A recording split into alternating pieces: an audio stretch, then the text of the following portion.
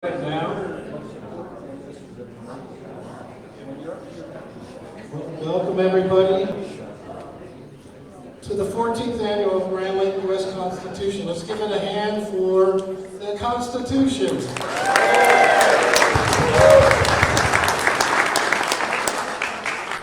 Let's start with a Pledge of Allegiance, please. I pledge allegiance to the flag of the United States of America and to the republic for which it stands, one nation, under God, indivisible, with liberty and justice for all.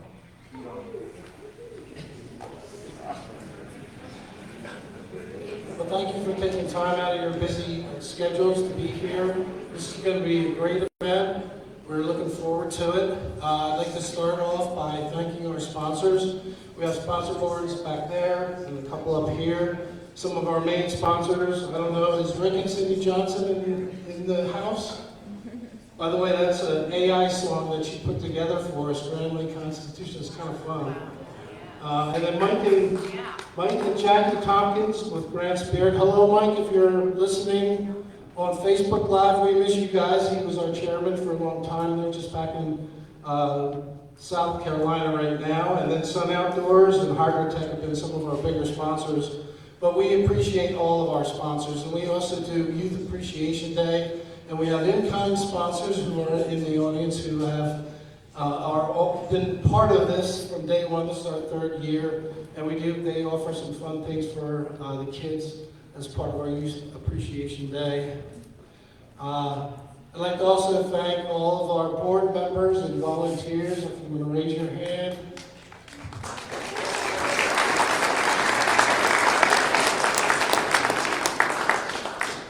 We couldn't do it without them. I want to give a big shout out to Bill and Jim over here. Raise your hands, guys. They put up the banners around town. We have 8 banners up. They put them up during Buffalo Days. And then we can only leave them up for about 7 days. Then they put them up again. And all the beautiful flags that are along the pathway, they put those up. And great job, guys. And we do have complimentary water and coffee in the back. Help yourself. And then, do we have any veterans in the house? Please raise your hand. Thank you for your service. And we've been asking this for the last couple of days. I guess I'll ask it again. Who's here for the first time? Thank you for being here. And I know we have some people from out of state, which is great. We have quite a bit of people from out of state. And then we asked how many people have been here for the last 5 years. And then the last 10 years, has anybody been here from the first Constitution Week? Wow, that is awesome. You beat me out. Let's see here. So our schedule, we have a great schedule. That's the good news. The bad news is we did get word from Buckley Air Force Base. We're not going to have a flyover.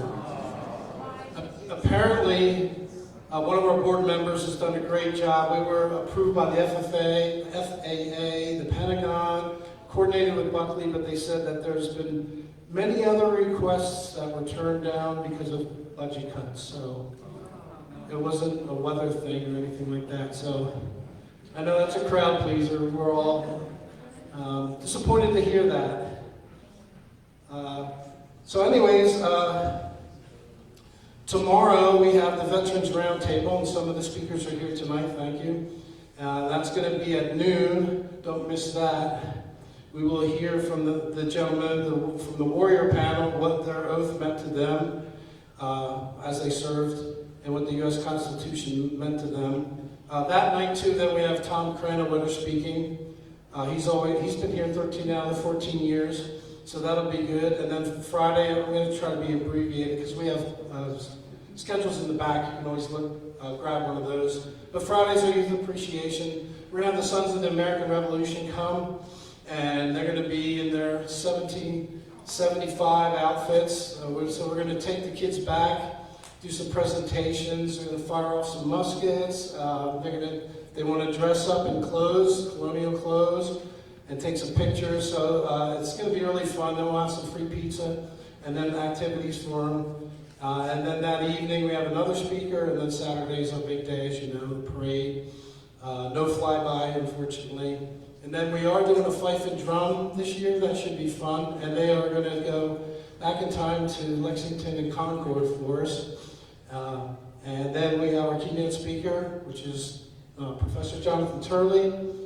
And then we have the outdoor concert, the meet and greet at the Gateway Inn with Jonathan Turley. There'll be a book signing, and then fireworks over the lake.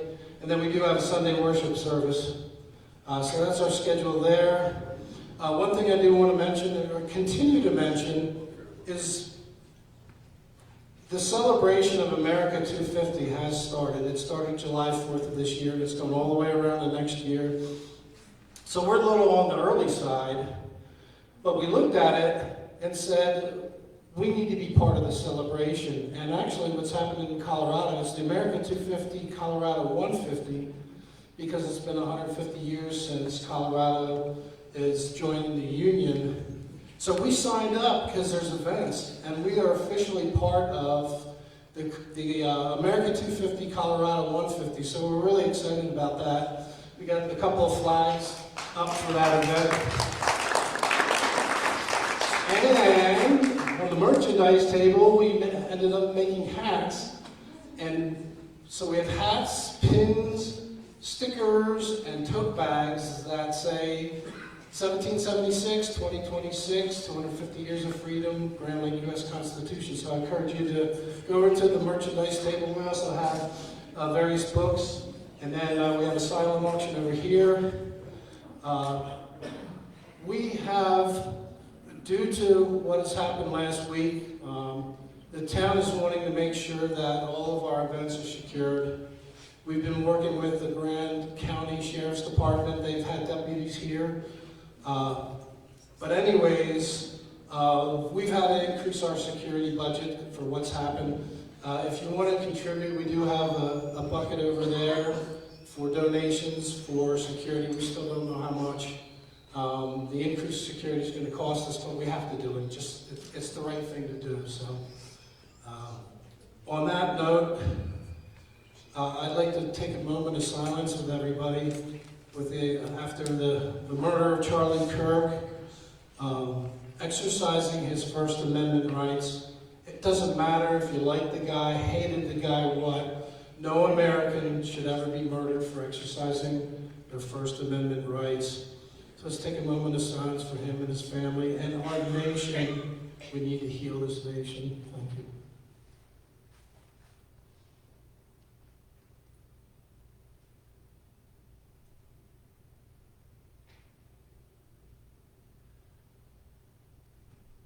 Thank you. Thank you. We're going to have a great night tonight, like every night, but this is really a special night. And I'd like to thank Marie Silverthorne and Bill LaMothe for their contacts with Hillsdale College. We've said for years that we would love to have Hillsdale come out, the most constitutional college in America. Woo! Amen to that. And we're the premier celebration of the U.S. Constitution. Our weekly celebration is the premier in all of the nation. Let us know if you find another one that goes for a week.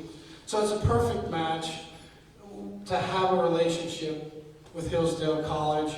And so Marie and Bill have relationships with a gentleman by the name of George Artarian, and he's here tonight. Along with our keynote speaker. So I'm going to introduce George, and then George will introduce our keynote speaker tonight.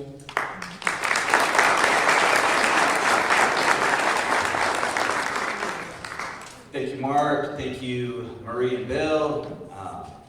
It's been great getting to know you. Thank you for your support of Hillsdale College. Like Mark said, my name is George Vartanian. I work for Hillsdale College in the great state of Texas. Woo! Texas. So what I do is I raise money for the college in Texas. So if any of you have $1 million just lying around and would like to donate to the college, please come see me after. Now that I got that out of the way, on to the more important things. Hillsdale College, I'm going to give you a brief overview of the college in case some of you aren't familiar with Hillsdale College or you maybe have a general knowledge of it. But I kind of want to touch on the main points, the highlights of the college. We are famous for pursuing truth and defending liberty. And you can get one of our famous stickers in the back table before leaving tonight. We've accomplished this because we refuse all funding from the government.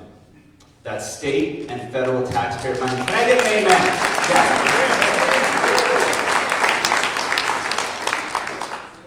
The college started in 1844 by Free Will Baptists. We were the first college in the nation to accept anyone, regardless of race, gender, or religion. We were the first college in Michigan to have women on the board of trustees and female faculty. We have a great track record of defending our mission. During the Civil War, Hillsdale College sent a higher percentage of their student body to war than any other Western college, besides the military academies. We had 3 Hillsdale College students serve as generals, and 2 as pallbearers for Abraham Lincoln, for his casket. In 1955, Hillsdale College football team went 8-1, and we received an invitation to the Tangerine Bowl in Orlando, Florida. There was just one, go Florida. Some Florida representation here. There was just one condition. Hillsdale would have to leave its 4 black players at home to participate in the game. At the time, Florida's segregation laws and customs barred integrated teams from competing. Hillsdale College football team said no. If one of our players can't come, then none of us will come.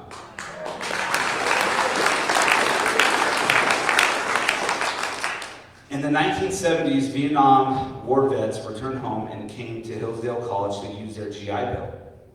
Jimmy Carter established the Department of Education around 1979, and bureaucrats came knocking on all collegiate institution doors to ask 2 questions. 1, what is the racial makeup of your college? And 2, you need to sign this assurance of compliance. We came back and we said, 1, we don't know what the racial makeup is, and we consider it the definition of racism to count students by race. And you didn't have the right to ask because we said it's the definition of racism to count students, and we're not going to sign your compliance, your assurance of compliance. They believed they had the right to ask that because all colleges accepted Pell Grants, Stafford loans, and GI Bills at the time. Hillsdale College said no, we should have to comply with the government, and we shouldn't financially penalize our students. Eventually, this went to the Supreme Court in 1985, and we lost 7-2.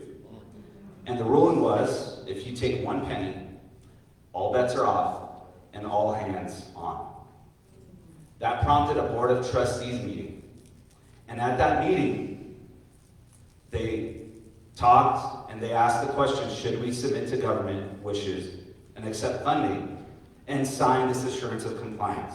Or should we be the first college to refuse all federal and state funding and truly maintain our independence? One of our trustees stood up and he argued that 30% of our revenue came from government funding, grants, and loans, and that we wouldn't survive. In typical Hillsdale fashion, we stopped the meeting and we said a prayer. We then casted a vote, and it was 27-3 in favor of not accepting 1 single penny from the federal government.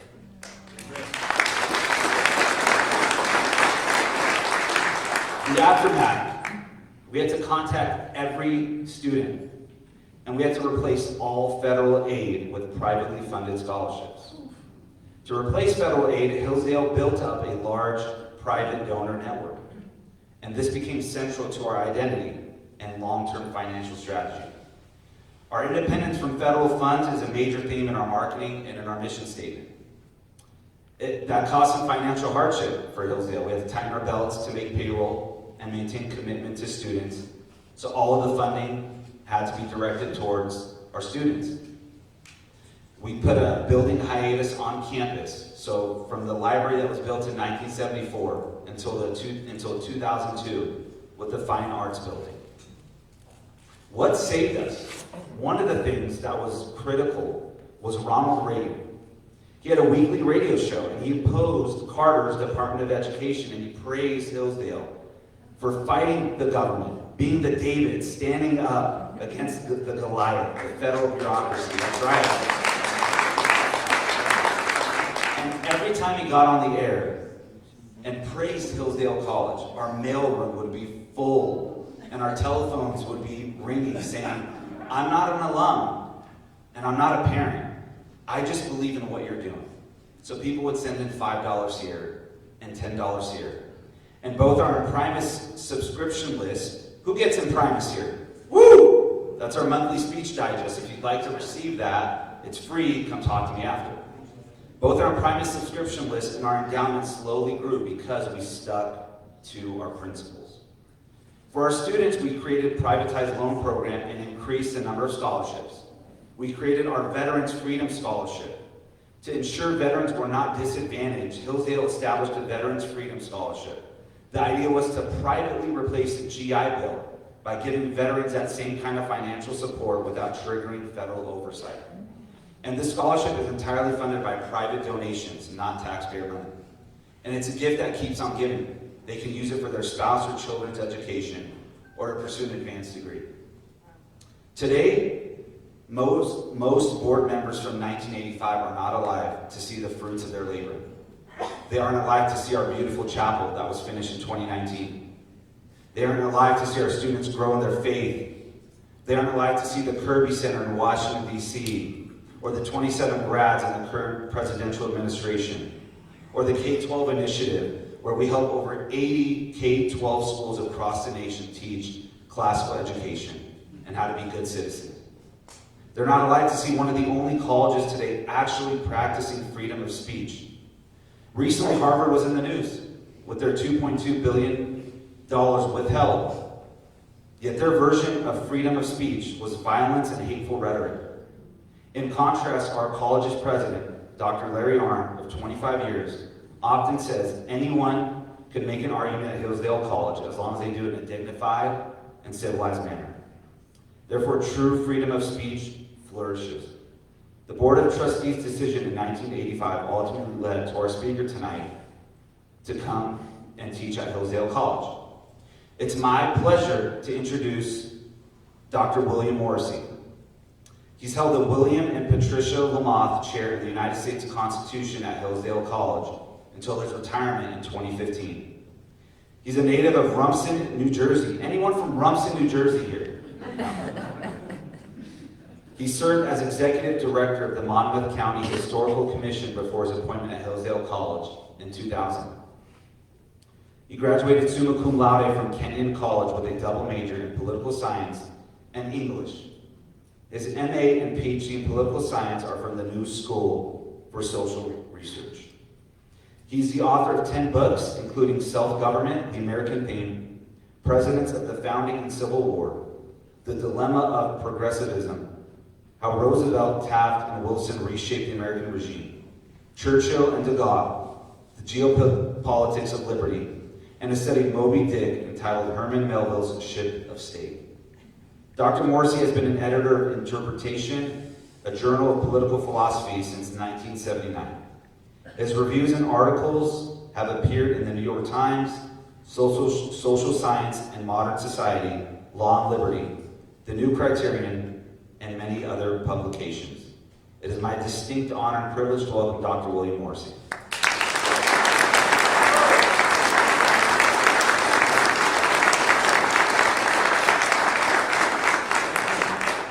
Thank you, George. Can everybody hear me? Yeah. All right, good. Thank you, George. Thank you, Mark. And thanks to all your team that puts this together. As far as I know, and as far as George knows, and George does a lot more traveling than I do, there are a lot of places in this country that celebrate Constitution Day but I don't know anywhere where anyone celebrates Constitution Week. That's unique to this town and this community. Congratulations on that. That's impressive. Now, before I get into the lecture itself, I want to do a couple of preliminary remarks so you all get along well. One of the things I've noticed about lecturers and speakers is that people are especially impressed by lecturers who don't use notes.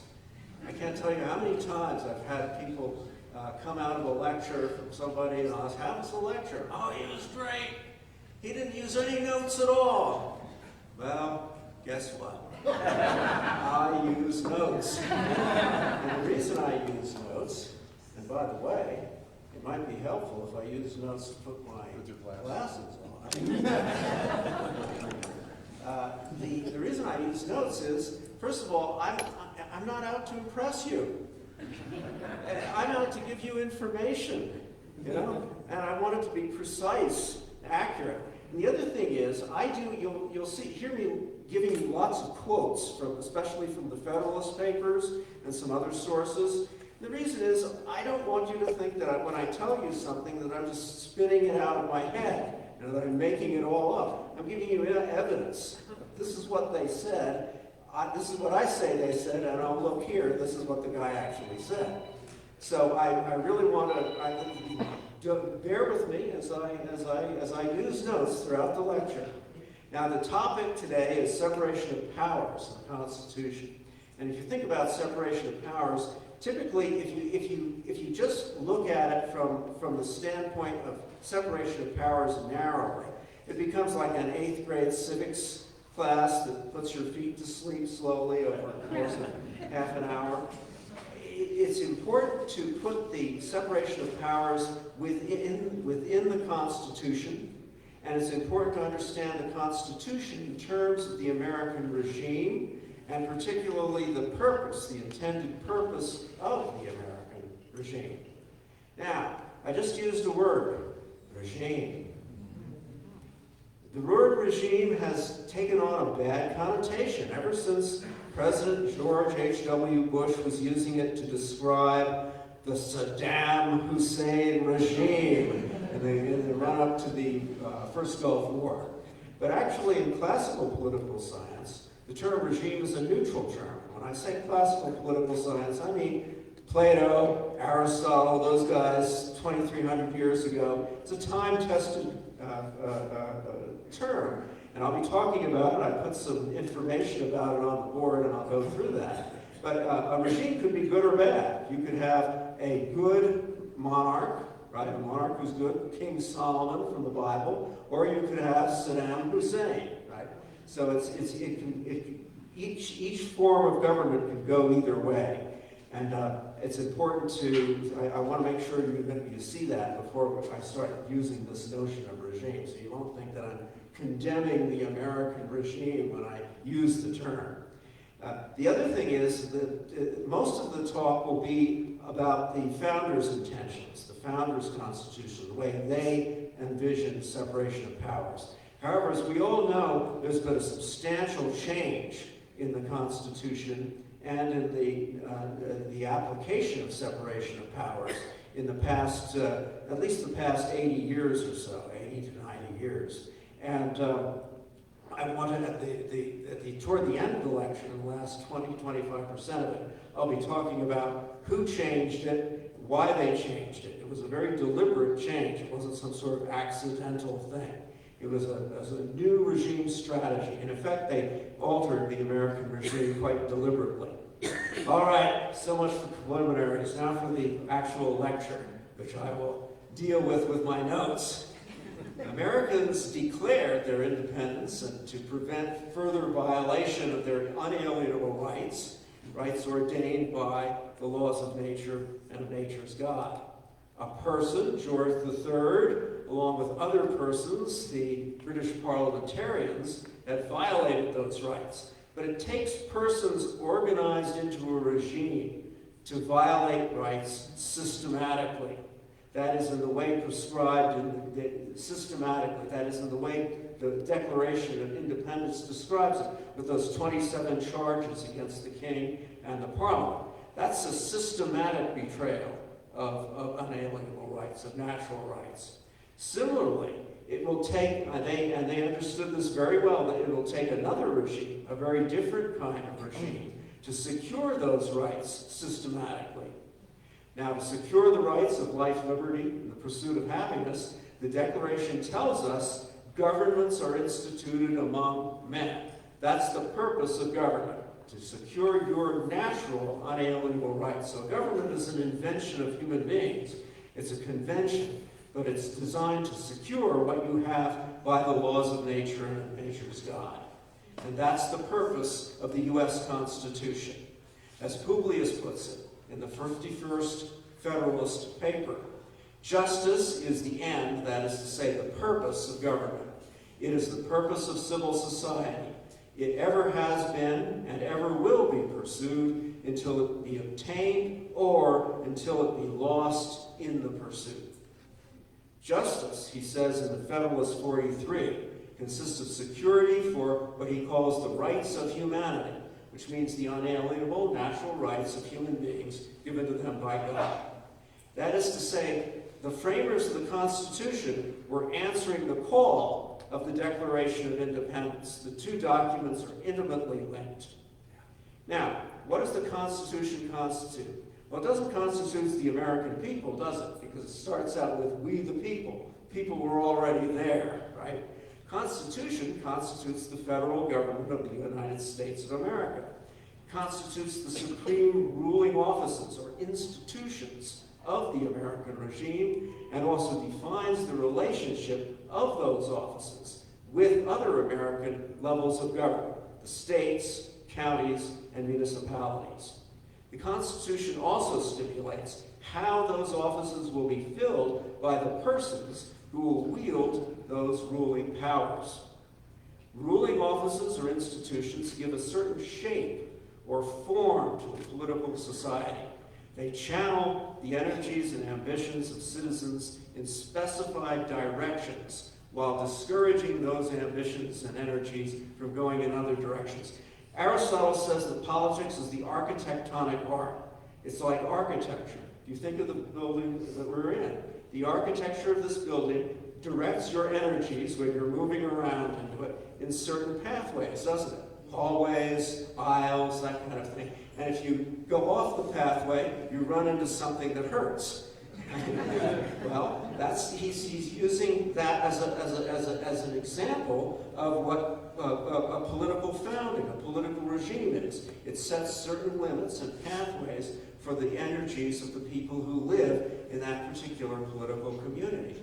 So the Constitution thus constitutes the institutional or formal structure of the American regime, a regime constructed to secure the unalienable rights of Americans. Now, according to classical political science, and that's what I've got on the board here, a regime consists of 4 dimensions. And I've already mentioned, I've touched on every one of them without you knowing it in what I've just said so far. And look at this here. What is a regime? It has 4 dimensions to it. They're the persons who rule. Right? We all want to know who's in charge here. Well, monarchy, so it's kind of a monarchy, right? But it's a good monarchy. It's a government of the one. It's a monarchy. And it can be either a good one, like a king or Queen Anne of England, someone who's good, or it could be a really bad one, like Saddam Hussein or Hitler or any of the other unfortunately many examples that have existed in human history. It could be a government of the few, good or bad. A good government would be he defines as the very few people in the political community who are genuinely virtuous are running the show. He says this is the rarest of all regimes. You might imagine it would be. The bad rule of the few would be the many who are wealthy if they intend to squeeze the many, the few who are wealthy, who intend to squeeze the many who are poor.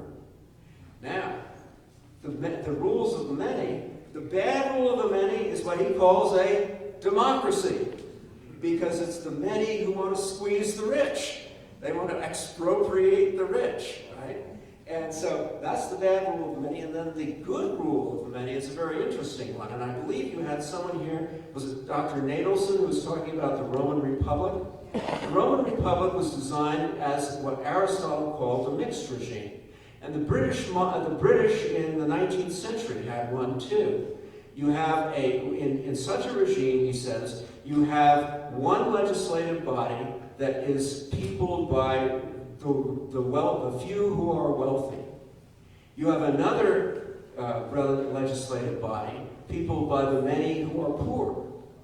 And no law can be passed without the approval of both. See that? That's the good rule. That's and he says that's the best practicable regime you can have. The other two good ones are rare. But he says that's the best one. Well, the Roman Republic that was described to you, right, in a few days ago was exactly that kind of regime. Americans had been ruled, right, by one man, the king, along with a few, Parliament. The Parliament was very restricted in those days. Even the House of Commons was only, you could only vote if you were in the top 15% of Brits back in circa 1800, circa 1776. So they've been ruled by one of the few people who had disclosed that their character, at least toward the colonists, was bad. Americans wanted to rule themselves. They wanted the rule of the many, but of course they also wanted this regime of popular self-government to be good, not a majority tyranny. And that's what the institutional structure of the country is designed to do, to prevent bad rulers from getting their way, bad rulers among the many. So, this also means that you have, I've been talking about the ruling persons and the ruling offices. This also means that they wanted their way of life in the United States to be good. The way of life of a political society is what makes regimes matter for everyone in the society.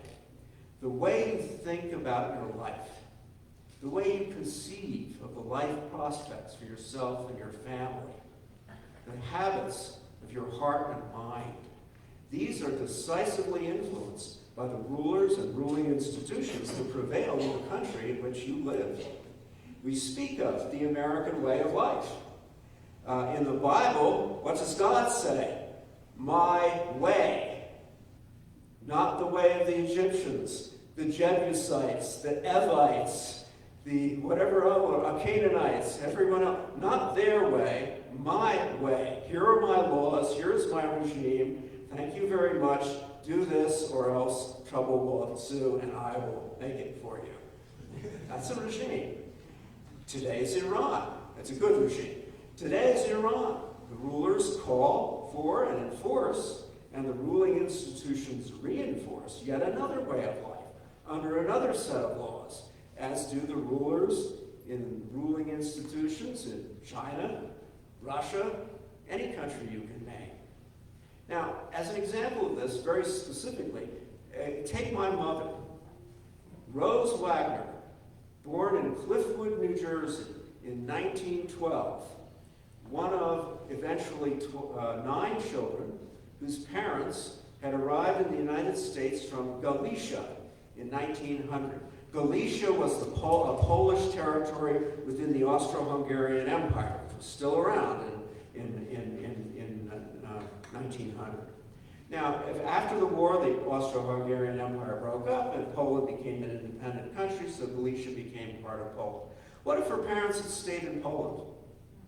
Their daughter would have had been exactly the same, biologically. Same DNA, still born in 1912. But the regime of Poland was first a republic, then the Nazis rolled in, and she would have been under that regime from 1938 or so until the end of the war. And the second half of her life would have been spent entirely under the rule of the communists. Same person? Yeah, biologically, but not really. Her life prospects, her whole attitude toward life would have been radically different. That's why regimes matter. So if I put it on the blackboard, it looks dry as dust, doesn't it? But it matters to everybody in this room what kind of regime we have, and to all of our children and friends, everybody in the country. And when we ever challenge the regime, such as we do now with China and other countries, that's what's at stake. And that's why these conflicts can be bitter domestically, and the Charlie Kirk incident is a good example. That kind of thing is going to happen if you have a regime conflict in your country. We've had 2 civil wars, American Revolution, and the regulars of the old Civil War, the 1860 Civil War. And we've had most of the major wars we fought have been over regime struggles. Very important. Today, we want to think about, so that's the background for separation of powers. See, if you don't know that, who cares about separation of powers? What difference does it make to anybody, right? It's just a thing that you learn in the civics class. Today, we want to think about one aspect of the formal or institutional dimension of the American regime and why it lends itself not only to limited but to good government, at least as it was designed by the founders. Framers of the Constitution organized our ruling offices both vertically and horizontally. Vertical form I mentioned earlier, right? Federalism, state, county, municipal, with federal government with certain enumerated powers above them. This structure prevents the United States regime from becoming entirely centralized, top-heavy, overbearing. Every citizen can participate in self-government, not only by voting for candidates for office on each of these levels. He or she can also participate in that government, share in the actual ruling in one or more of those levels. This gives each of us a chance to gain practical understanding of the challenges of government. It prevents Americans from becoming utopians. You notice the most utopian people in the world are usually like high school and college students because they haven't had any experience in real government. Yeah? This also gives the Americans the character and the wherewithal to push back against encroachments upon their self-government by a centralized state, just as our friend George was talking about with Hillsdale. It accustoms us to pursue happiness in a way that's grounded in reality, practicality. Now, I've been asked to discuss not the vertical organization of our ruling institutions, our federalism, but the horizontal organization of our federal institutions, the way in which the framers separated and balanced the ruling powers of our elected and appointed representatives. So, Philadelphia in 1787, the framers constructed what Publius calls a compound republic. Compound republic. Under our first Constitution, the Articles of Confederation, Congress consisted of only one house, not two. Further, it wielded legislative, but also executive and judicial powers. At the same time, at this Congress, so it looks like it's really powerful and potentially despotic, doesn't it? All power is concentrated in one set of hands.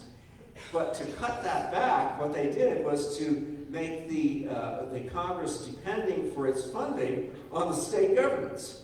So they had to coordinate the consent of all 13 state governments in order to fund themselves. See, but they were well-intended, weren't they? But they didn't get the architecture right, because what happens is that the power was concentrated in this one set of hands, but what power? They didn't have the money to do whatever they were trying to do. Unfortunately, the federal government, in other words, was also too weak really to govern, and therefore too weak to secure rights. That is, to do what governments are instituted among men to do, according to the Declaration. The new Constitution, 1787, allotted real powers to the federal government, limited, enumerated powers, but real powers, including national defense, treaty making, regulation of interstate commerce, and, of course, the power to raise revenues independent of approval by state governments. Usually tariffs in those days. It was tariffs. You needed a constitutional amendment to get a federal income tax, and that was a lot later and they probably wouldn't have liked that very much. But to ensure that this more powerful central government would not recapitulate the tyranny of Great Britain over its colonies, the framers also divided the federal government into 3 branches and further divided the most powerful branch, the legislative branch, into 2 co-equal chambers, going from the unicameralism of the Articles of Confederation to the bicameral Congress we have today. Separation of legislative, executive, and judicial powers and the institutional balance of those powers remains one of the distinctive characteristics of American republicanism. Distinct, for example, from the parliamentary republicanism that you see in places like Great Britain, Israel, and many other countries. This compound republicanism makes popular government more moderate and more just by forcing it to act slowly and deliberately. A republic with all powers centered in one ruling body, or a democracy in which all citizens vote policies up and down, and laws up and down, the way they did in ancient Athens, will incline toward groupthink, impassioned surges of opinion, as Publius says, to vote to poison Socrates one day and erect a statue to his memory the next. Quote, 173 despots would be surely as oppressive as one. That would be a majority tyranny, right? In other words, legislative deadlock, very often a result of this compound republicanism, isn't necessarily a bad thing. It's a better thing than legislative impulsiveness, which may trample upon the natural rights of life, liberty, and pursuit of happiness in its impassioned pursuit of the idea of the moment, and an idea that can only be realized if we get rid of this, that, or the other group.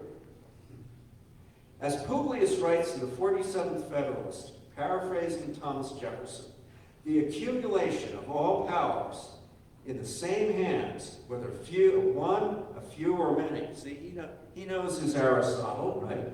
And whether self-appointed or elected, may justly be constituted the very definition of tyranny. That is, even a republican regime may tyrannize if its ruling institution concentrates ruling authority in one body of citizens, one body of representatives.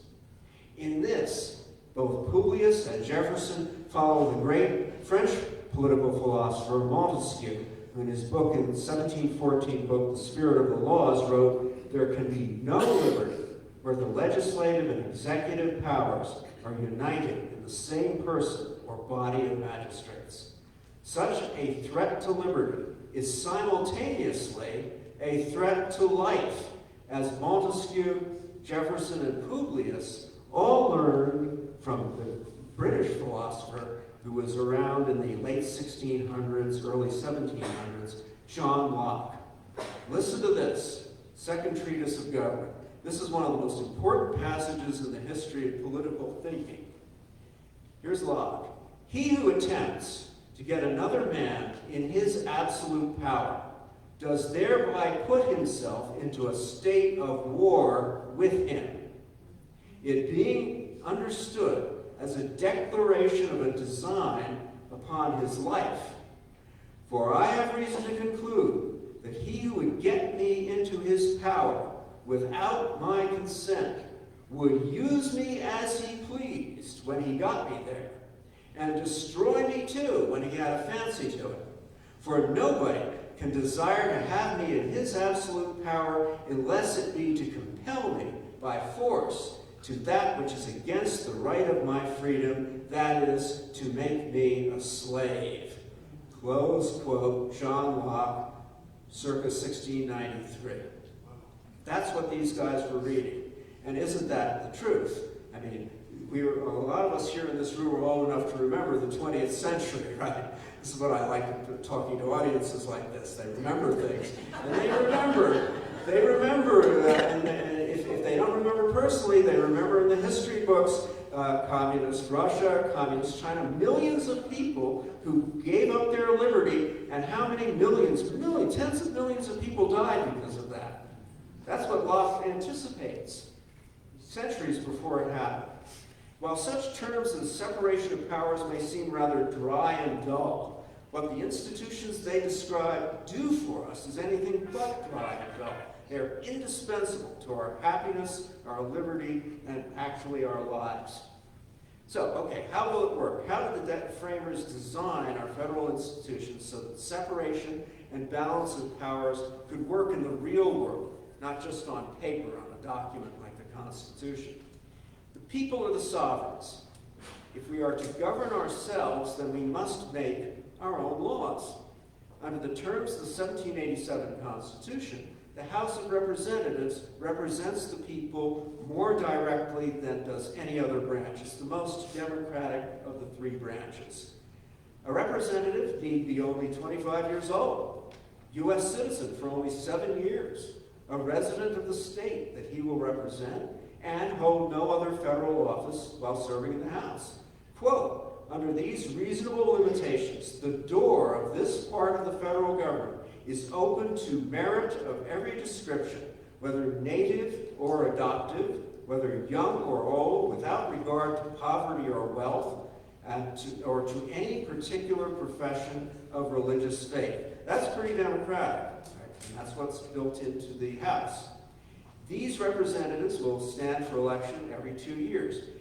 Quote, as it is essential to liberty that the government in general should have a common interest with the people, and the absence of any minimum property requirement or any religious test for office enables that to be the case.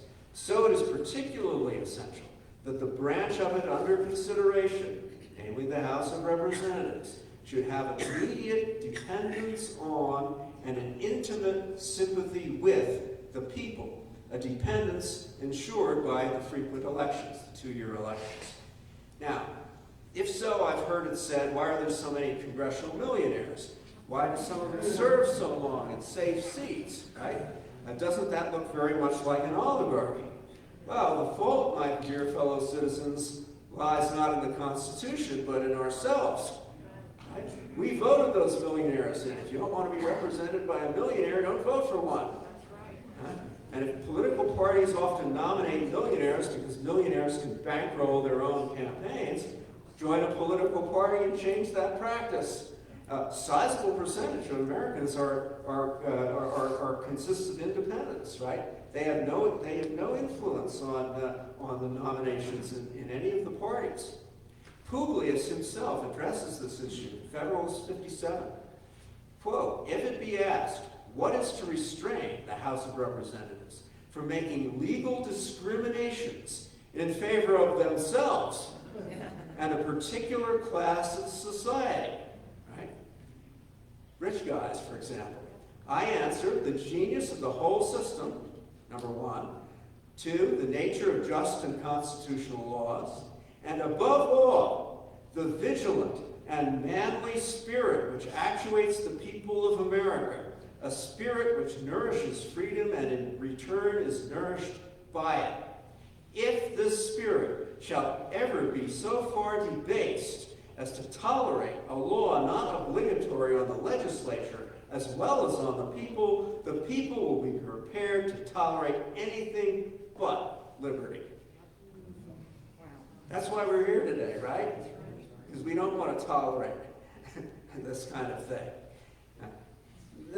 He's already got answers for us today in 2025, writing in 1787. Thus, the most nearly democratic branch of our Republican form of government requires vigilance and courage in the sovereign people if it is to operate as intended. Quote, as there is a degree of depravity in mankind which requires a certain degree of circumspection and distrust, so there are other qualities in human nature which justify a certain portion of esteem and confidence. Republican government, our regime, presupposes the existence of these qualities in a higher degree than any other form. If there is not sufficient virtue among men for self-government, then nothing less than the chains of despotism can restrain them from destroying and devouring one another. Publius, close quote. Okay, what about those times when human depravity prevails? Framers knew that there would be such times, and they acted to limit the damage. On those occasions, when the members of the House, in Publius's words, forget their obligations to their constituents and prove unfaithful to their important trust, the other branch of the federal legislature serves to double the security of the people. In other words, dividing the legislative power into two branches doubles our security. So division leads to doubling. The Senate does this in several ways. By requiring all laws, including the budget, to win approval of the Senate as well as in the House, the framers slowed down the act of legislating itself. Few laws can win quick and therefore thoughtless passage. By allotting 6-year terms to senators, the framers enabled them to learn their business, namely the art of legislation itself. To survive senatorial scrutiny, a bill is likely to be more carefully drafted than it might have been had it been the product of the relative amateurs who populate the House. Longer terms also permit the senators to think in the long term, to be less the prey of passion for change.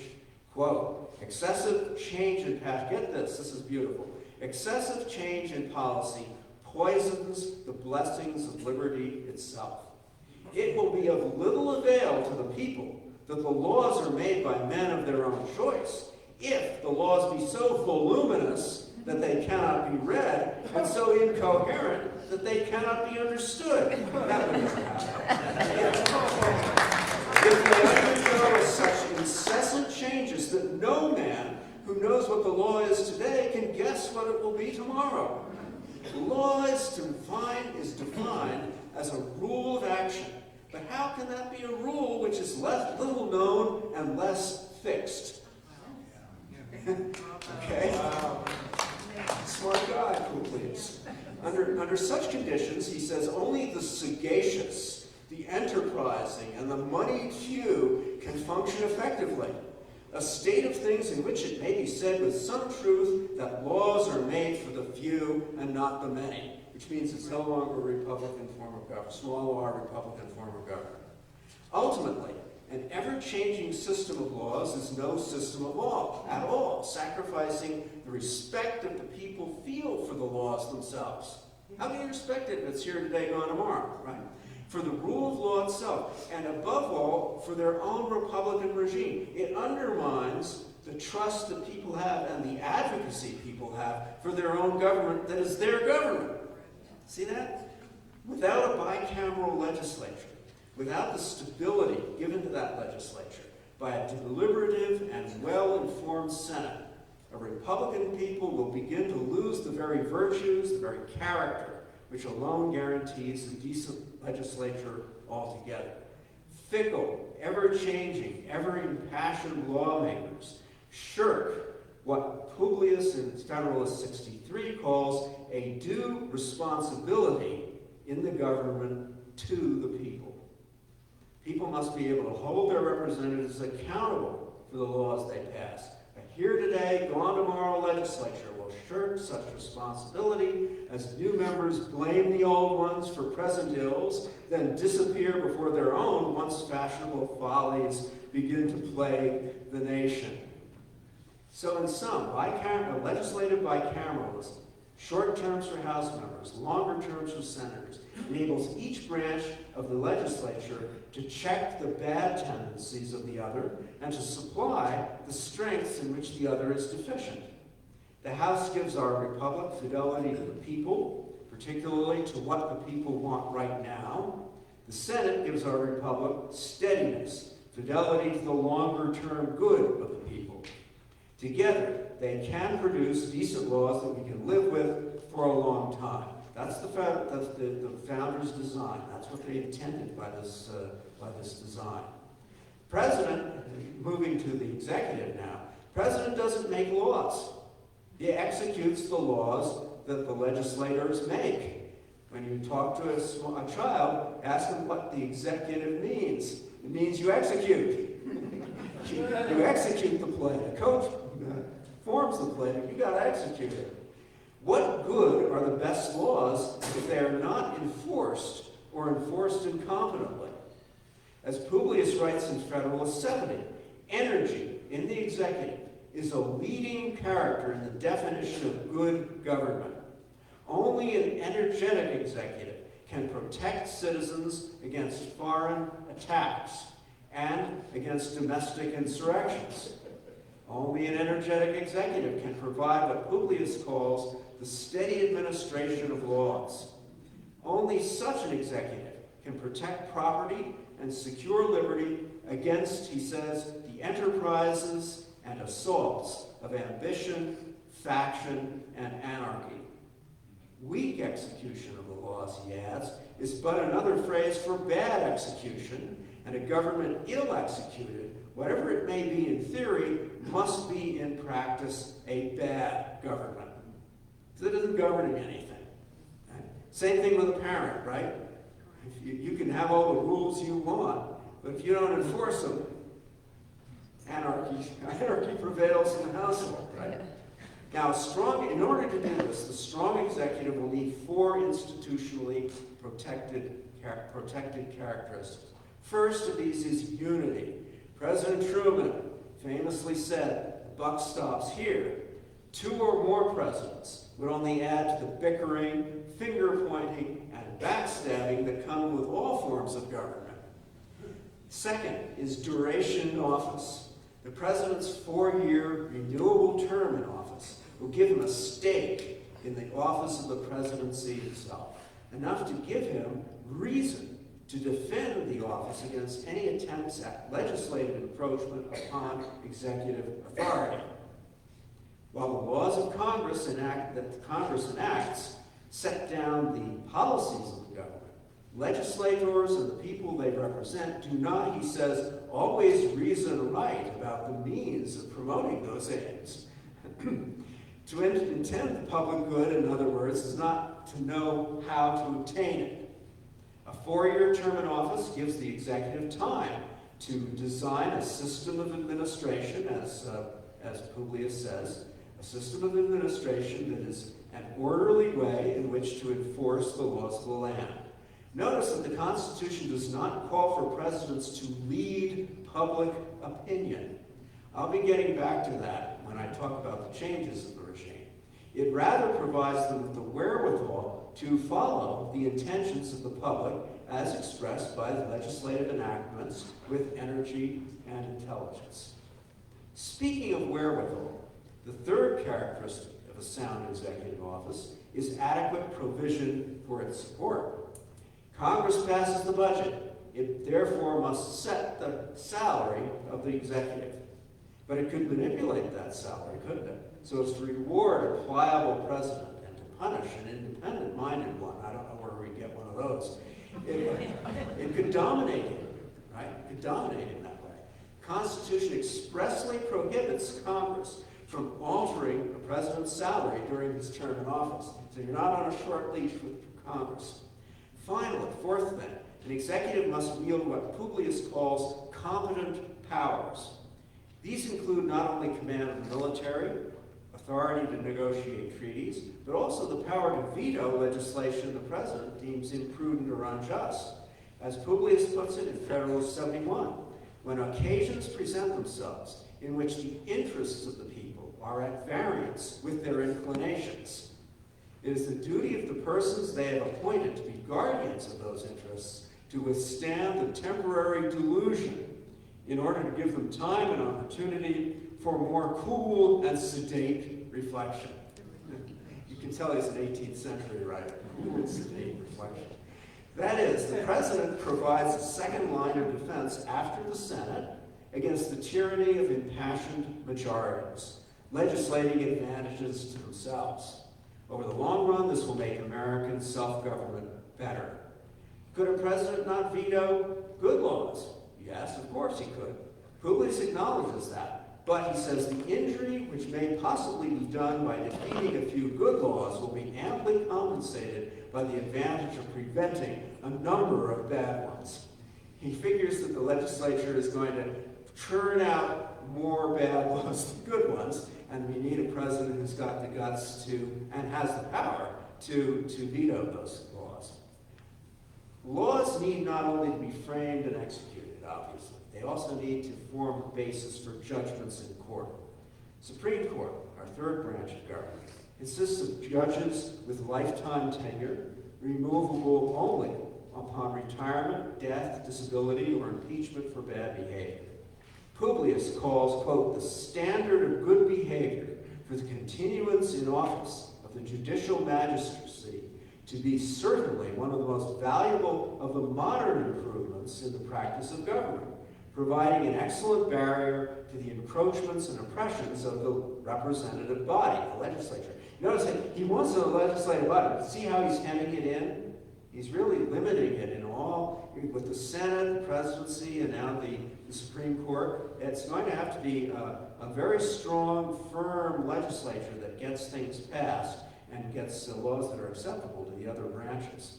Given the existence in America of a written constitution, one that was ratified by the sovereign people acting within the states, our Supreme Court can say what the supreme law of the land is. In doing so, the justices can strike down constitutional enactments that seem to them to be at variance with that supreme law, which is the people's law. We ratified that. As Chief Justice John Marshall wrote in his famous 1803 decision, Marbury v. Madison, quote, a legislative act contrary to the Constitution is not law. Amen. Is not law. Now, okay, what prevents this power to say what the supreme law of the land is from becoming a power to tyrannize? What if the judges lie about what the law is? Right? They can do that. Recall the powers of the two other branches of government. The legislature, Publius observes, not only commands the purse, but prescribes the rules by which the duties and rights of every citizen are to be regulated. The president, he goes on to say, not only dispenses the honors, but holds the sword of the community. Congress has will. The president has force. Supreme Court has no more and no less than judgment. A judgment, Publius says, must ultimately depend upon the aid of the executive arm for the efficacy of its judgments. The very same Justice Marshall, who enunciated the power of judicial review of legislative acts, was stymied by President Andrew Jackson, who is said to have said, in response to another court case, Justice Marshall has made his decision. Now let him enforce it. Only he doesn't have the power to enforce anything. You've got to get my go along with this. This shows how the three powers of the federal government can check one another, prevent each other from tyrannizing. This may help to prevent bad government and to give good government a chance, but it doesn't show how the government might actually do good to enact and enforce coherent sets of policies over time, policies securing our natural rights. Would separation and balance of powers merely paralyze all government, as had that Articles of Confederation system, right, leading to the very anarchy that the Constitution was intended to prevent? Publius understands this, and he says, separation of powers does not mean that the three branches of government don't influence one another, or that their actions cannot be coordinated. Publius remarks that Montesquieu, the great theorist of separation of powers, quote, did not mean that these departments ought to have no partial agency in the acts of each other. To have completely separated legislative, executive, and judicial powers would have been to set up three separate governments, unable to affect one another at all. What framers would call a hydra, a many-headed monster. Or we would say today they'd be like silos, right? Having nothing to do with one another. Publius says that where the whole power of one department is exercised by the whole power of another department, the fundamental principles of the free constitution are subverted, as with the Articles of Confederation. What the framers wanted was rather powers independent from one another with respect to their capacities to make decisions, but interdependent if they actually want to get something done and sustain that action over time. And doing that, they're also going to need the steady support for the given policy from the sovereign and, if you recall, vigilant people. So, as we've seen, the legislative power, the legislature's power of the purse does not extend to the power to corrupt the president by altering his salary from one year to the next. Congress can, however, impeach the president and remove him from office, but only if one house impeaches, that is to say, indicts him, and the other convicts him, and if the trial leading to conviction or exoneration is supervised by the Chief Justice of the Supreme Court. See, all three powers have to concur in this impeachment. Similarly, the executive branch negotiates treaties, but these must go to the Senate for ratification. And cases under the treaties will be tried in the Supreme Court because treaties, like the Constitution, are the supreme law of the land if you let them stand. Right? Now, in order to make separation and balance of powers work as a mode of good government, each branch needs sufficient power to protect itself from encroachments of the others. Same time, each branch must have an orderly way to coordinate government policies with the other branches. For example, who will control the apparatus, the administration of the American national state? Not Congress directly.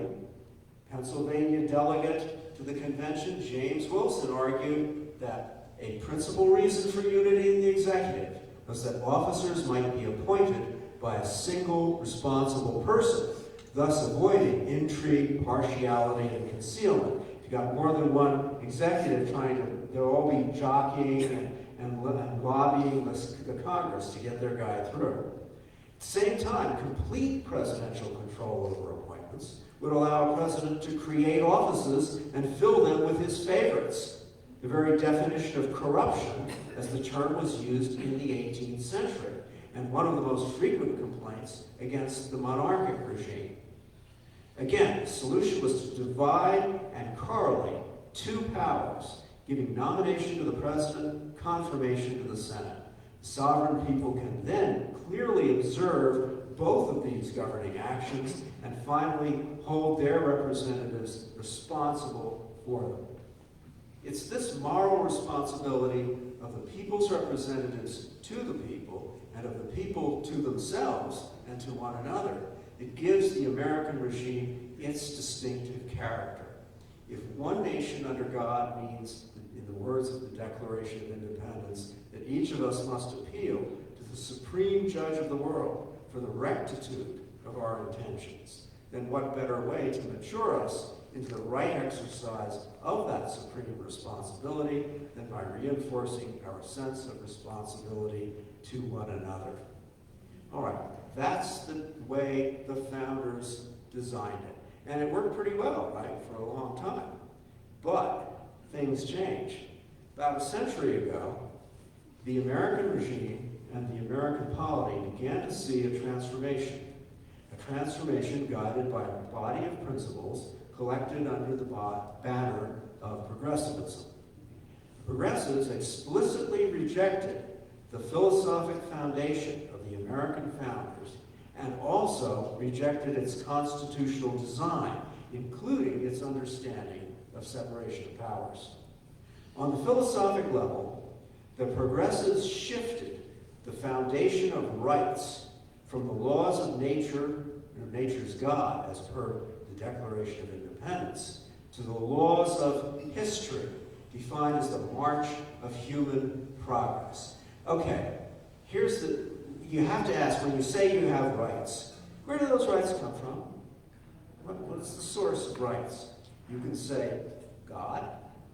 Oh, but the Enlightenment philosophers were materialists, right? They were contemporaries of the founders. They didn't think that God was the source of rights because there was no God. Or if he was like the deist God, sort of up there somewhere not doing much after he created the world. So that's one source of rights being ruled out, even as the founders are doing their work to rule it in. Other thinkers in Europe are ruling it out. Then there's the sort nature. Nature could be the laws of nature, right? Could be the source of rights. Oh, but if, according to the philosophers, nature is nothing but matter in motion. just atoms circulating around. Can't get right out of that, can you? It's just there. There's no right that comes from that. That's why they turned to the notion of the laws of history. And what the major philosopher, he really was a major philosopher, a German philosopher operating around 1800, G.W.F. Hegel, claimed that the history shows that there is a relatively steady progress onward and upward toward the total control of nature by human beings. And that one day, the various sciences, not just the physical sciences, but also the science of administration, the science of administration will enable us to have human beings to have maximum control of nature within a world government or a world state. You were wondering where that notion came from. Well, that's his notion. And you would have peace, and you would have total domination of human beings over all of nature, because nature is no longer authoritative. Why should you care? It's just matter of motion. Why wouldn't you want to do that? So for Hegel and his followers, the moral standard is not above us, God, or in and around us, nature, but ahead of us. The end of history, the purpose of history, is perfection. It's human perfection that will enable us that is causing us to gradually extend our power over everything else. So call that doctrine historicism. Historicists teach us to take our bearings not from the past, in the beginning, as the Bible says, or from the present, nature, but from the now authoritative future. This new philosophic doctrine had several important consequences for the political practice. For one thing, it means that our ideals, or highest principles, are no longer merely standards, like stars by which you could navigate a ship. They are realizable in practice, because we're ever progressing toward more control of things. In fact, Theodore Roosevelt published a book entitled Realizable Ideals. The classical political philosophers would have said, what are you talking about? Ideals are like stars. You can't realize them on Earth. This makes politicians much more ambitious, much more optimistic about what can actually be accomplished in and through government. When Publius and the other founders used the term visionary, they mean unrealistic, foolish, wildly utopian. Today, we tend to scorn politicians who offer us no vision, specifically no vision for the future.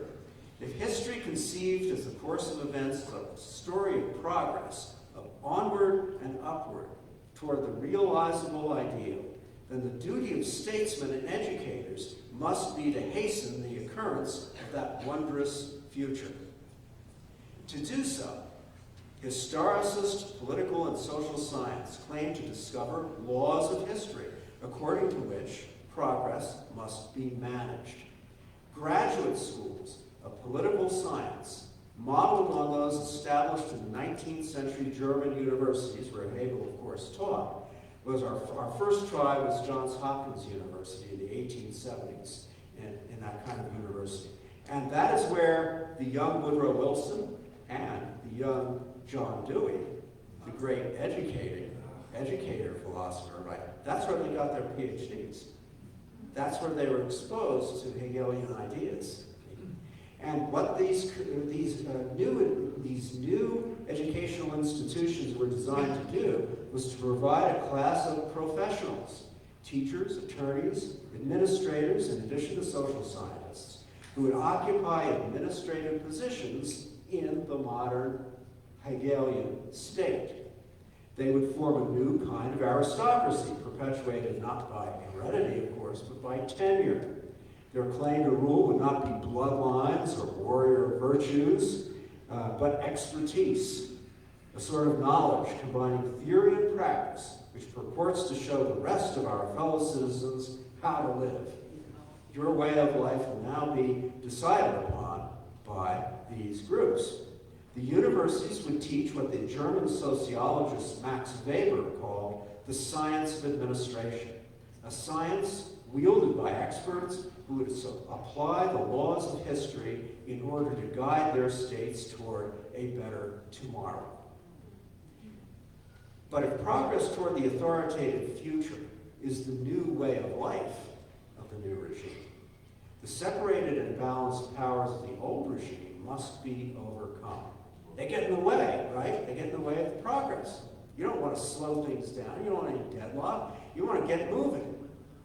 Deadlock can no longer be good at any time. It gets in the way of progress. Progressives propose to end government deadlock in three ways: by expanding the administrative or technocratic state, by reinterpreting the Constitution, and by valorizing the principle of leadership as the new prime virtue of the statesman, and particularly of presidents. In each of these avenues, Woodrow Wilson remains the most authoritative guide. Wilson elaborated his arguments for a more extensive, centralized state apparatus, or pioneering bureaucracy, or bureaucracy in his pioneering essay, which is entitled The Study of Administration. It's available online. You can read it for yourself if you don't believe me. Published when he was a young professor in 1886. You notice that these guys seized control of the universities first? Right. Yeah. That's the strategy. Yeah. Wilson sought to go beyond what he dismissed as the mere moralism of contemporary civil service reformers. Most of those guys were fighting bossism in the cities, and they wanted a professional civil service, but they weren't progressives. They just wanted better government. The rise of modern business corporations, he argues, requires a much stronger apparatus of public administration to counterbalance it, especially since the corporations had, in Wilson's view, corrupted public offices and thus made legislatures incompetent regulators of business activities. In addition, presidents and their White House staffs could not physically administer the vastly expanded government activities envisioned by the progressives. You needed a much bigger bureaucratic administration to do that. Wilson's solution to these problems itself brought on another set of problems, however. Administration, he says, should be protected from the sphere of politics, Wilson wrote. Following Max Weber, Wilson recommended that the politicians, the elected official representatives, set the ends of policy, leaving the means largely to the administrators, taking over what the president was supposed to do, if you recall. Lest the administrators alter those ends by their very selection of the means, which would certainly be easy to do, right? Devil's in the details. They must be, quote, supervised by public opinion, and must exhibit steady, hearty allegiance to the policy of the government, i.e. of the existing presidential administration, which would eventually be Woodrow Wilson. No one has been able to square that circle of freedom from politics, but not from public opinion or from government. It's a flat contradiction, right? Even Wilson admitted that, quote, the administrator should have and does have a will of his own in the choice of means for accomplishing his task.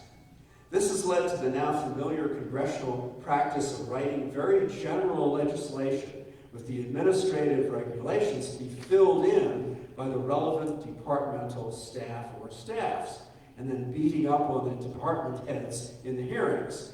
RFK Jr. can tell you about that. It simply isn't easy to run a really large modern state and still retain popular government with this big administration. In this new regime, and it is a new regime, isn't it? Very different. Bureaucracy becomes a fourth branch of government.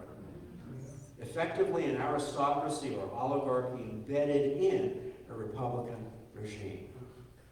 With regard to political ends, Wilson needed more than an expanded bureaucracy to achieve them. He also needed to get around the old Constitution with its strict enumeration of governmental powers. Here his historicism came to the rescue, as seen in a speech to which he gives the telling title, Our Elastic Constitution. See, this is not secret. These people were very open to what they wanted to do, and they argued for it. There, Wilson argued that the American nation has simply outgrown the letter of that old 18th century Constitution. Quote, "The Constitution is like a snug garment stretched to cover so great a giant as the nation has become. If it wasn't stretchable, it would tear. Therefore, the government's active, planning will and the prevailing popular thought indeed, both at the service of symmetrical national development, should override mere constitutional forms." The notion of the Constitution itself as stretchable, elastic, or, and another formulation, a living organism, growing, evolving, developing, maturing, has since become a standard figure of progressive speech, most famously in Supreme Court Justice William Brennan's, in 1985 lecture, The Living Constitution. The Living Constitution. In one of his best-known formulations, Wilson, for his part, anticipated that. He argued that the old Constitution was framed under the influence of the natural science of Isaac Newton. The balanced, separated powers of the federal government, and indeed the federal system itself, resembled nothing so much as Newton's solar system, with its symmetrically orbiting planets. But the newer science of politics must model government not on Newton's science, but on Darwin's science, on evolution, which is what? A historicized science that accounts for progressive change.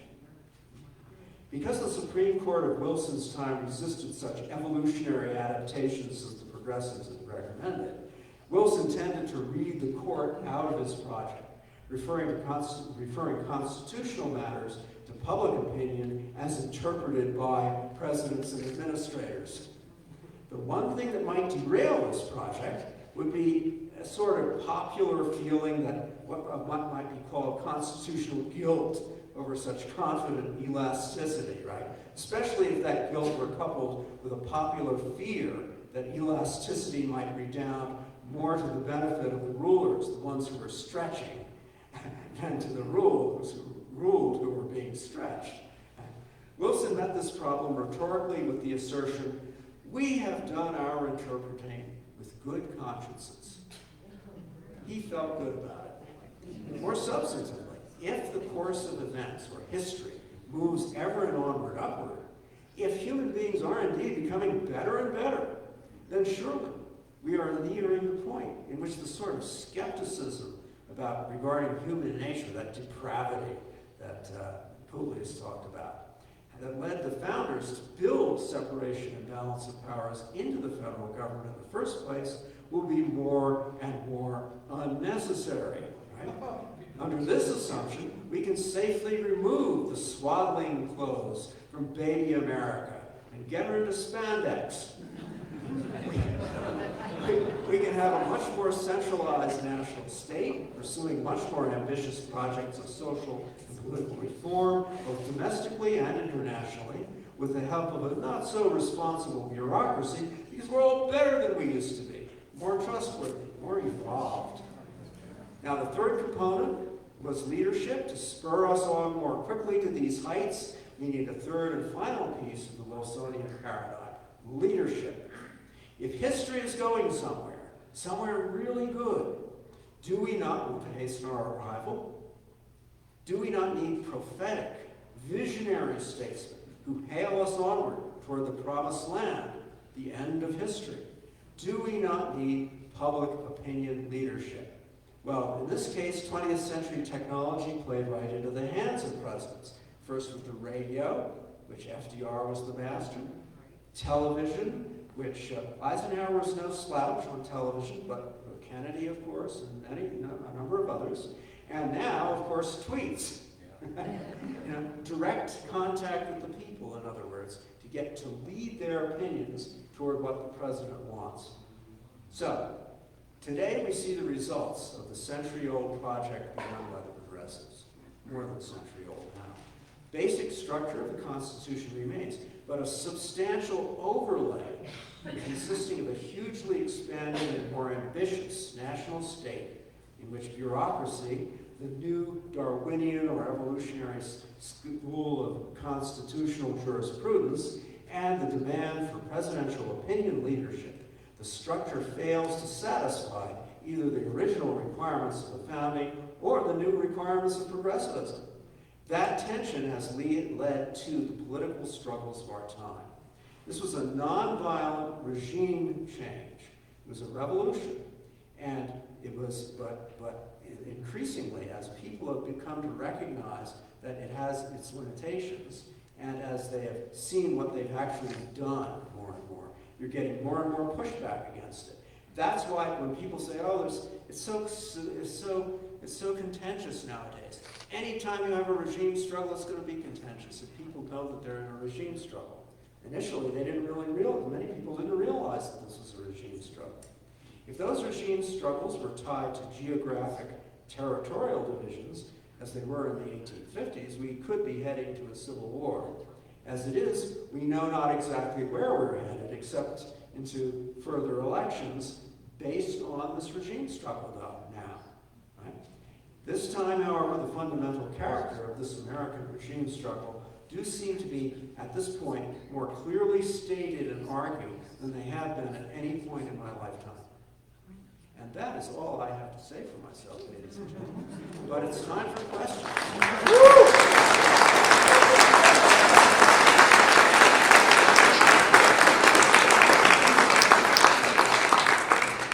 A sobering talk. Yes. I have hearing aids, so I'm going to mosey around and get every ounce of what you have to say. I wish hearing aids were more effective. What? I mean, we have technology. It's supposed to be conquering nature. What is this? Yes, sir. So, flaw might be the wrong word, but what flaw in the Constitution allowed this regime change to take place? Well, it's not exactly a flaw. In a way, it's the strength of the system, whereby you have freedom of education, freedom of speech, and if you can persuade, if you can populate your universities with a sufficient number of professors who go along with this. By the way, I didn't give you the history of that. How did Hegelian German ideas get into America? Well, St. Louis has a large population of Germans, and it did back in the 1800s too. And there was a cadre of them who became professors at various universities around the country, who then spread these things to places like Johns Hopkins. So see how long it took them to do the seedbed for this kind of thing. But it's not exactly a flaw, it's just an opportunity, and they took their opportunity, and unfortunately, Americans were especially vulnerable to this. The big leap up to implement what Wilson did was the Great Depression and the New Deal, where you could now say, oh, the federal government is helping us, we're in desperate circumstances, and so you got more consent without people fully realize. They had an immediate problem, which is I'm out of work, I'm starving, but they didn't have they weren't really thinking clearly about the implications of what this New Deal was, except for conservatives who were pushed aside as cranks. Some of us remember the Barry Goldwater election, right? In your guts, you know he's nuts. Why? Because he wants limited government. That's crazy. Right? That's what I'm saying. It's not necessarily something that is designed in the Constitution as a flaw. It's more that over time, smart people who have an entirely different agenda were able to seize control of the education institutions, which was their legal right, and they slowly and deliberately went about a long-term, decades-long policy, really, that was sustained to do this. Yeah. Was any part of it associated with World War I, distracting the people? Well, the thing about World War I was that we had conscription, right? But then it ended. And so World War I and II, the famous statement is wars are the health of the state, right? And the state expanded, but in the case of World War I, you had the 1920s, you had the rejection of the Versailles Treaty, Wilson's Versailles Treaty. So there was a lot of pushback. Calvin Coolidge was no progressive, and neither was Herbert Hoover, really. But then you get the Great Depression. I would say the Great Depression more than anything else, because that really persuaded a lot of Americans that we really need this to get our act back to normal. I think that I would put it there. Yes. How did the Federal Reserve? Hold on. Oh, sorry. How did the Federal Reserve play into this? She wants to know how the Federal Reserve played it. Well, that was a progressive measure, right? There were several things that were done during that period, early period, that provided for additional federal control of the economy and other aspects of American life. So the Federal Reserve is part of that. Yeah, that's part of that. Okay, let me.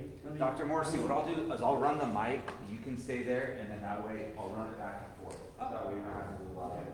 Sorry. Then go to the next question.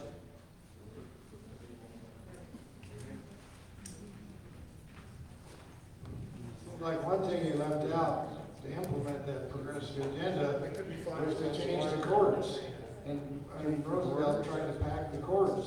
What did you say? Changing the courts. Pack the court. Roosevelt trying to change the courts and pack the courts. Pack the courts. Was Yeah, another way to Roosevelt- implement his Roosevelt agenda. did try to pack the courts, but he failed. He did try to pack the courts, and they failed in that. But what they did do was to staff the courts with progressives who had been in these progressive law schools. If you go to law schools, do you know who Janine Turner is? Yeah. She used to be one of the lead actors on a show called Northern Exposure back in the 90s. And her daughter, she has one daughter, who went to Harvard Law School. And I'm not saying this, it sounds like I'm bragging, but I did a podcast with the two of them. They have an organization called Constituting America, where they give essay contest prizes to high school students, that kind of stuff. The daughter went to Harvard Law School. And she was homeschooled by Janine Turner, but she went to Harvard Law School. And I gave a podcast with her and Janine Turner. And at the end of the podcast, the kid, the young woman really, said, "I just learned more from about this, what I just gave you, the regimes. I just learned more fundamentally than I did at Harvard Law." because it's all progressive ideology now in these law schools. And so they have this notion of the evolving, elastic, living constitution. Yeah. All right. Thank you very much. It's a lot to digest. But we are where we are, and we have pretty good documentation that tells us how did we get here. My question is, do the graduates of Hillsdale College represent a group that can explain what happened and start to work backwards in the other direction? Okay, you all heard that? Yes. Okay. Well, Hillsdale College, the idea of Hillsdale College under Larry Arnn is to do essentially the kind of strategy that the progressives did, which is to take control of at least one educational institution, right? And then to spread the constitutionalism, genuine constitutionalism, through the secondary schools, the academies, these classical academies that they're advising, and to build a class of people who are well educated, know what the issues are, and can push back against this. This is not, there's this long-term stuff. People always want, well, if we only elect Ronald Reagan, then everything will be better. Well, it was better than it would have been. Maybe the Soviet Union would have collapsed, but if he hadn't been elected. But still, he didn't roll back the administrative state very much. Trump is trying to roll back the administration.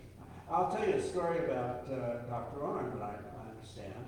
And I don't think I'm talking out of school because he said it himself. He was offered, or at least they interviewed him. They didn't offer him, but they interviewed him for the job of Secretary of the Department of Education in the first term. And he said, "Yeah, I'll do it as long as I get to close it down." They weren't going to do that yet. And so that's the kind of thing that Hillsdale can do.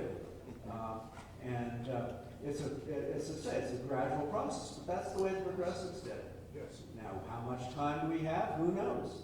Well, we know where the history, the end of history is. the end of history. It's already documented. It's called the Book of Revelation. Oh, yeah, well, Francis Fukuyama was talking about the end of history in 1991 or 92 when he wrote his book called The End of History. That's not as bad a book as you'd think, but from the title, I've read it. In fact, I used to offer it as one of the many things we read in class. But what he was saying was that the end of history hadn't come in that formal sense that Hegel meant, and he certainly didn't mean a world government. What he meant was that after the collapse of the Soviet Union, it was clear that commercial republican regimes, such as ours, were more sustainable than communist regimes, and that they should prevail. He didn't say they necessarily would. He hoped they would. But of course, now we know from communist China and plenty of other places, North Korea, that they're actually specifically pushing back against commercial republicanism as a regime and saying that our regime is superior. I've read almost all of Xi Jinping's speeches, which come in thick volumes in translation. And he's very explicit about that in terms of rivaling the United States as the hegemonic power in the world in the future. And he thinks that his form of government is superior to commercial republicanism. And commercial republicanism is dying, and his regime is ascending. This also relieves me of the need to select against you. Isn't it true that the Constitution states that there are specific powers that each branch of the government is to have? Yes. And it states that if it's not enumerated in there, they can't do it. That's right. And yet, during the Theodore Roosevelt's presidency, to get the country out of the Great Depression, he said the exact opposite. He said, unless the Constitution says I can't do it, I'm going to do it.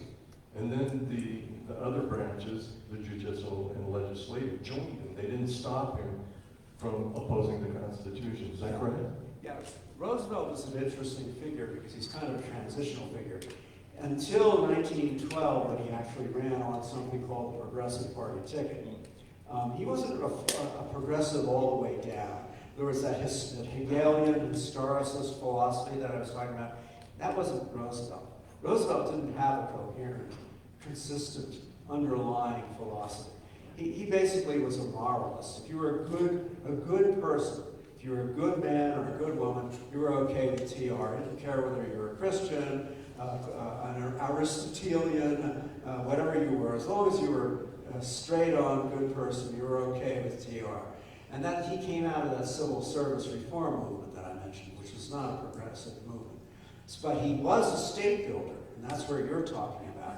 He did want to build up the American state, and he did so basically on the grounds that I'm going to be held responsible for a depression, even if it's not my fault, which of course it wasn't. And then financial panic in 1905 you're talking about. But so I may as well do as much as I can, stretch my powers as much as I can to control the ups and downs of the market. And hence you get the Federal Reserve, among other things, right? Eventually. All right. Who's next?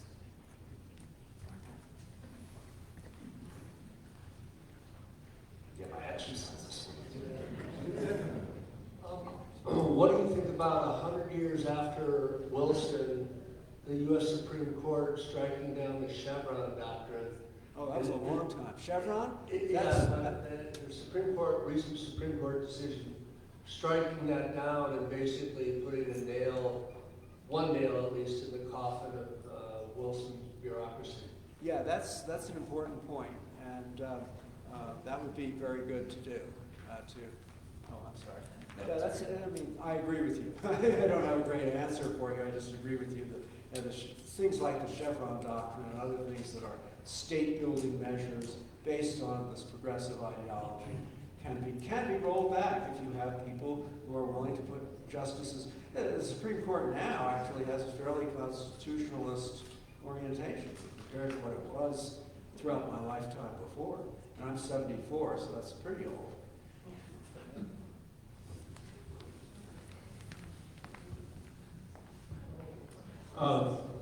Could you speak to the historical events and the current interest that people have in an Article 5 convention? I, for one, think that would be a disaster. Please tell us what you think of that principle in the Constitution and how it Tell should be or everybody should not what be you mean used. by arbitrage. Explain that first of all. What's arbitrage? Article 5 Article convention. 5. Right, no, but I mean, Article 5. I thought you Article said- 5 convention is a big popular idea today. People think they can fix things.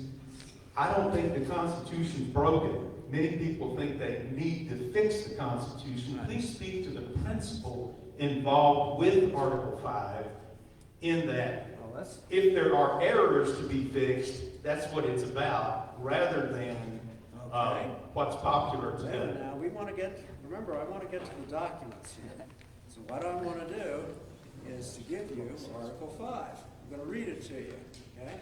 The Congress, whenever 2/3 of both houses shall deem it necessary, shall propose amendments to this Constitution. Or, on the application of the legislators of 2/3 of the several states, shall call a convention for proposing amendments, which in either case shall be valid to all intents and purposes as part of this Constitution, etc. So this is of how you do an amendment to the Constitution. And there are people, right, who think that we need to amend the Constitution in some ways. There might be some amendments that you might want to reverse, income tax, a few other things. But the idea is, I think you're right to say that a full-blown constitutional convention could lead to all sorts of mischief, because who would people that convention? You know, would you really have constitutionalists like the founders in that convention? Where do they come from? You know, not many. There aren't a critical mass isn't there. I mean, really, think of how fortunate we were, how blessed we were to have those people that we had in the 1770s and 80s. There's never been another generation. Talk about the greatest generation. That's the greatest generation.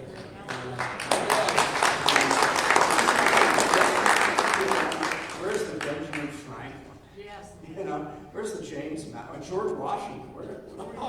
You know, these people were amazing, and they happened to be in the right place at the right time. And they did this, and so I would be very skeptical of invoking Article 5. I wanted to read it to everybody, or at least part of it, just to get the language of Article 5 to you. By the way, I think that the reason I thought you were saying arbitration and not Article 5, that's the hearing aids. Could you speak to what appears to me to have been an error? The fourth branch of government, that's the bureaucracy, they look to get into a union, which seems like they're now out of control. How did they manage to make that slip? Well, how did they manage to get that way? Well, what are the constitutional constraints? Theoretically, administration is under the executive branch. But if it gets so big that look at what Trump is trying to do, he'll fire people. Yes. But in order, if you don't get rid of the middle level type people who are making most of these research decisions, right, then you're going to have them out of control because it's too big and unwieldy for any one person to supervise. Congress tries to do it, but what do? They have these show trials, right? These showmanship things where they ran raid with the department head and then nothing happens. So that's what it's too big to control, and they got that way because there was no one to say that's not according to the limited government principles of the enumerated powers of the Constitution. And that's because of the prevalence of progressivism, the ideology of getting rid of separated and balance of powers. But wasn't the original philosophy that if the Congress set up something like the Department of Forestry or the Department of the Interior, they were the ones who controlled it? Instead, you wind up with a boss. Yeah, well, that's right. They did that, right? The Congress passed the laws, but they passed it with the concurrence of a series of presidents, including people like Wilson and Roosevelt and Lyndon Johnson. Don't forget Lyndon. Texas guy over here would blame it all on him. No, seriously, the Congress, yeah, they can pass these laws, but once it gets so big, as I said before, they're going to just pass general laws and say, you administrative guys take care of it. And they sure do. Okay, let's wait a minute. Let's hear what the boss get a question in here. I want to neglect the just and wise mind. Regarding the separation of powers, we're seeing presidents these days executing all these executive orders, and Trump's been doing a lot of executive orders. Is that constitutional or not? And then shouldn't Congress be making those laws, because the next president, if it's not a Republican, might just reverse those? The answer is that every president has, including Washington, has issued executive orders. Because in order to execute something, you have to give orders, right, to the people who are going to enforce it on the ground. So that's okay. The problem now is that because the presidency has been inflated as the leader of the opinion of the people, right, then all of a sudden you have a justification for issuing more and more of these things. And what Trump is doing is essentially using the medicine of those guys against them, and doing it, we're trying to reverse. A good example would be the border wall, right? That was an executive order. But they've been, in other words, the progressives in a way have been hoisted by their own petard, as the old saying goes.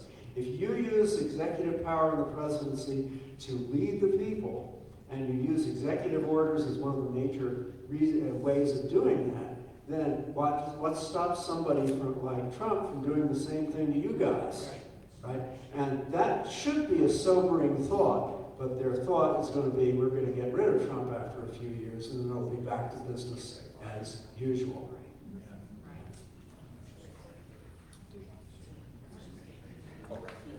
Oh, I'm sorry. Just, a couple points. The executive orders are only designed for those departments that report directly to the president, not to the whole nation. And now it's morphed into law, like you said. So their executive orders are almost like a legislative act, and they were never meant to be that way. And that is exactly what the progressives wanted the president to be able to do. Yeah.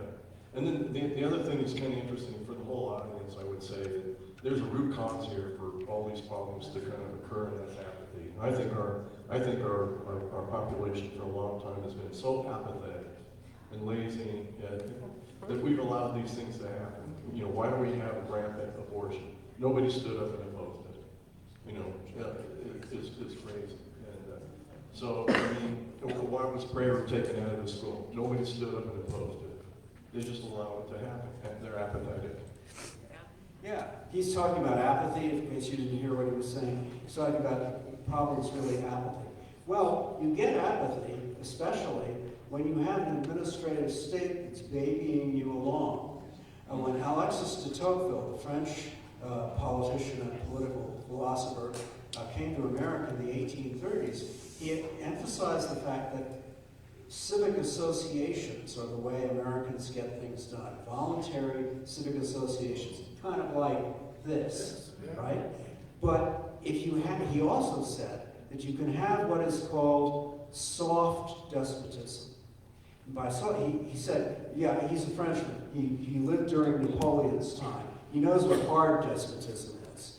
But he's saying you can also have soft despotism, which means that the people have things done for them by an administrative state, and he's read his Hegel, by an administrative state, and it will gradually soften that manly and vigilant spirit, right, that leads you to a real Republican government. So there's when you have that, it feeds back. That's the purpose. That's the importance of a regime again, isn't it? You have this new regime that doesn't give people that induces people to sort of sit back and be apathetic and say, what can I get out of the government? Then you're going to have a people that is slowly being prepared, if not for hard despotism, then certainly for soft despotism. I didn't bring along there's a haunting quote from Tocqueville that I should have brought. I didn't realize it would exactly come up this way. I usually have it with me. It's a long quote, so I couldn't possibly memorize it. But it describes exactly what and it's haunting because it is us to a large extent. It really in 1836, he's describing a lot of what we are today. Because it's the logic of what he's seeing. Yeah. All right. I'll let you guys. When you talk about the apathy, how do you equate, we'll talk about the Biden regime and publicly going after anyone speaking out, using law enforcement, using all of the powers. How do we get past that, and how do we involve more people that will stand up? Well, as far as involving people, this is the kind of thing you need to do. What you're doing right here, right now. I'm saying that because I was invited to talk here. You asked the question, and that's what it is. I mean, you have to. In other words, you have to re-engage people. Lots of people are perfectly capable of civic association, aren't they? Oh, yeah.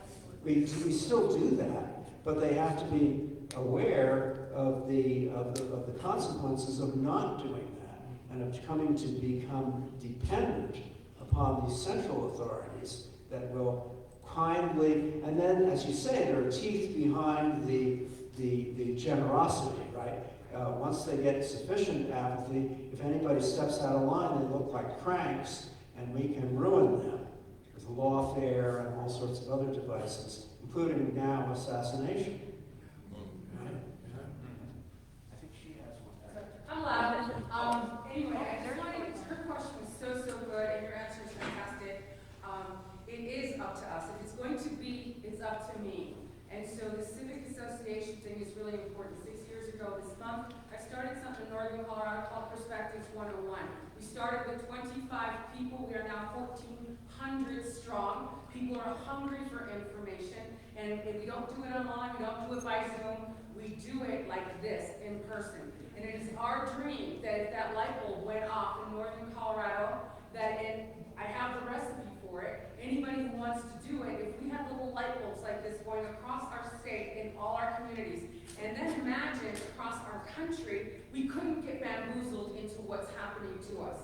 So if you want to hear about that later, you can talk to me about that. But she is right, yours right with that response, and it is up to us. The reason we're here is because of the apathy and just people were bamboozled. They had their heads down in the sand. They didn't know what was happening. But I hail from a third-tier country. My family's from Ecuador. I grew up in Mexico, and we have evolved into a Latin American or third-tier country culture of assassination. If we don't turn the ship around right now, we are doomed. Thank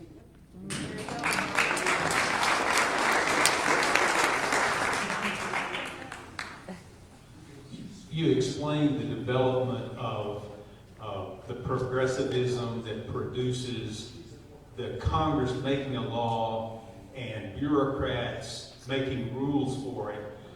I have heard it said that there is a requirement for Congress to approve those codified laws rather than letting it be carried out through the courts.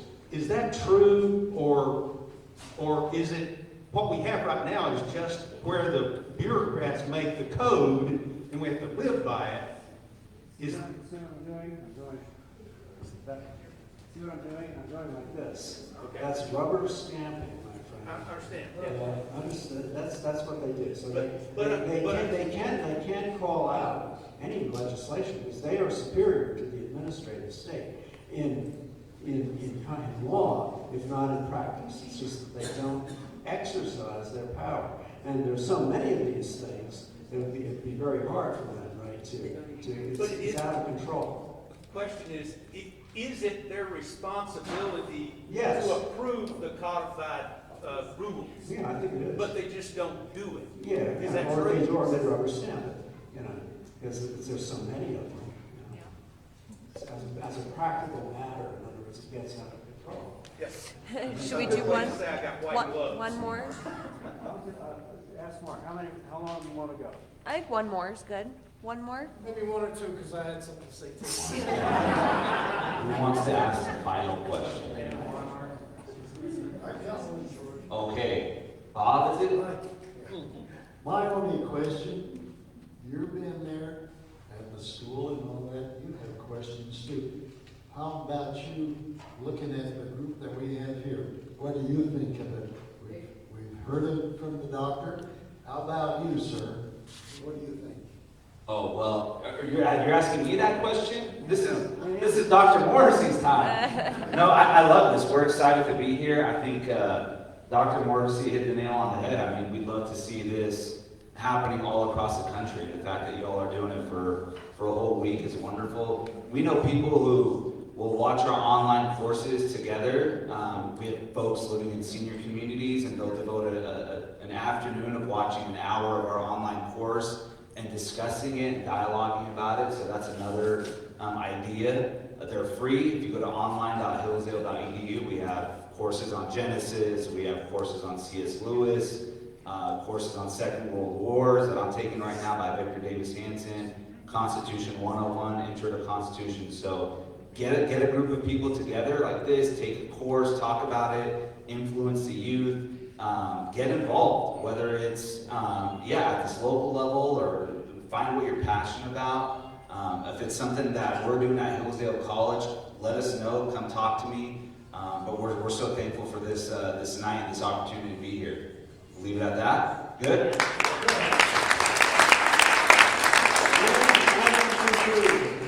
I will say that this is the most friendly town I've ever been in.